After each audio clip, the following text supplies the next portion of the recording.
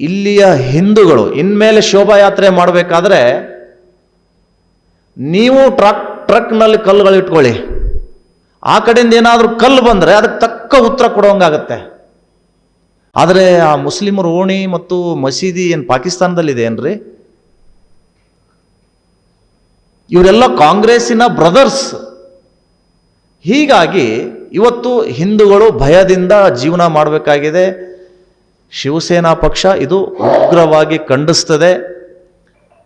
ಇಲ್ಲಿಯ ಹಿಂದೂಗಳು ಇನ್ಮೇಲೆ ಶೋಭಾಯಾತ್ರೆ ಮಾಡಬೇಕಾದ್ರೆ ನೀವು ಟ್ರಕ್ನಲ್ಲಿ ಕಲ್ಲುಗಳು ಇಟ್ಕೊಳ್ಳಿ.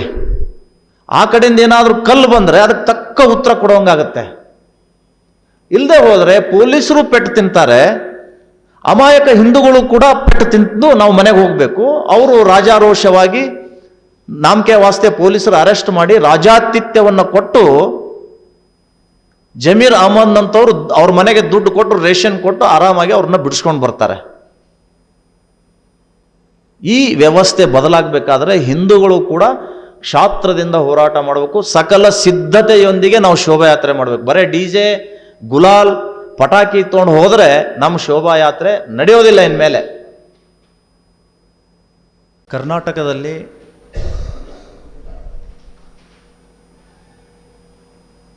ಕಳೆದ 6 ತಿಂಗಳಿಂದ ಶಿವಸೇನಾ ಪಕ್ಷ ಕಾರ್ಯನಿರ್ವಹಿಸ್ತಾ ಇದೆ. 6 ತಿಂಗಳ ಸುದೀರ್ಘ ಪ್ರವಾಸದಲ್ಲಿ ಸುಮಾರು 12 ಜಿಲ್ಲೆಗಳನ್ನು ನಾವು ಪ್ರವೇಶ ಮಾಡಿದ್ದೀವಿ.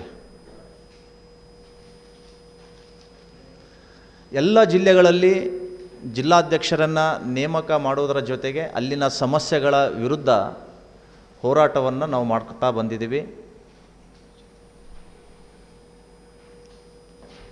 ಈ ಶಿವಸೇನಾ ಪಕ್ಷ ಏಕನಾಥ್ ಶಿಂದೆ ಅವರ ನೇತೃತ್ವದಲ್ಲಿ ಬರೀ ಮಹಾರಾಷ್ಟ್ರ ಅಲ್ಲ, ಇಡೀ ದೇಶಾದ್ಯಂತ ತನ್ನ ಕಾರ್ಯವನ್ನು ನಿರ್ವಹಿಸ್ತಾ ಇದೆ.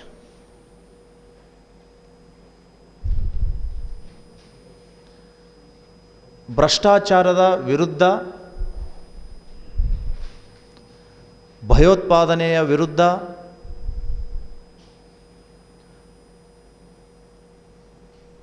ಹೋರಾಟ ಮಾಡಲಿಕ್ಕೆ ಮತ್ತು ಅಭಿವೃದ್ಧಿ ಹಾಗೂ ಕಟ್ಟರ್ ಹಿಂದುತ್ವಕ್ಕಾಗಿ ನಮ್ಮ ಪಕ್ಷ ಕಾರ್ಯನಿರ್ವಹಿಸ್ತಾ ಇದೆ. ಮತ್ತು ಬರುವಂತಹ ಎಲ್ಲ ಚುನಾವಣೆಗಳಲ್ಲಿ ನಮ್ಮ ಪಕ್ಷದಿಂದ ಅಭ್ಯರ್ಥಿಗಳನ್ನು ಕಣಕ್ಕಿಳಿಸ್ತಾ ಇದ್ದೀವಿ. ಇನ್ಕ್ಲೂಡಿಂಗ್ ಬಾಗಲಕೋಟೆಯ, ದಾವಣಗೆರೆಯ ಉಪಚುನಾವಣೆ, ಬರುವಂಥ ಜಿಲ್ಲಾ ಪಂಚಾಯತ್, ತಾಲೂಕ್ ಪಂಚಾಯತ್, ಗ್ರಾಮ ಪಂಚಾಯತ್ ಮಟ್ಟದಲ್ಲಿಯೂ ಕೂಡ ನಮ್ಮ ಪಕ್ಷ ಸ್ಪರ್ಧೆ ಮಾಡ್ತಾ ಇದೆ.